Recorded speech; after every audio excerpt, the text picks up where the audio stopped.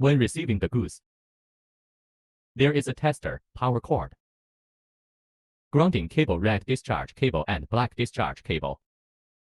Now let's introduce how to connect. Firstly, connect the power cord to the tester, and the other terminal connects to the socket. Then connect the grounding wire to the grounding port.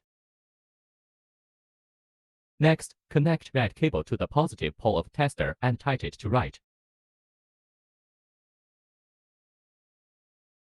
The small red cable voltage cable connects to the positive pole of tester. The other terminal of cable connects to the positive pole of batteries.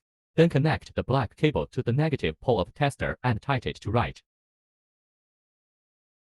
The small black cable voltage cable connects to the negative pole of the tester. The other terminal of cable connects to the negative pole of batteries.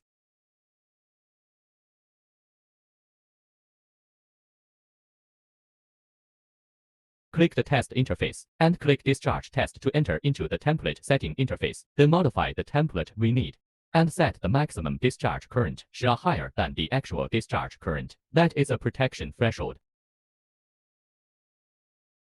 If we do not need the function of the cell monitor, please select to turn off the cell monitor function. Next, you can set the corresponding group voltage of the voltage waveform and set the save time and select the battery cell voltage type.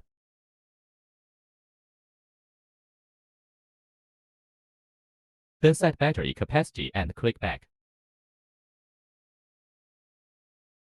Then click OK. When the tester enters the discharge test interface, then you can set the discharge capacity and the corresponding discharge time. Then set the low limit of battery group voltage and set the discharge current value. Next, turn on the air switch and click to start the test.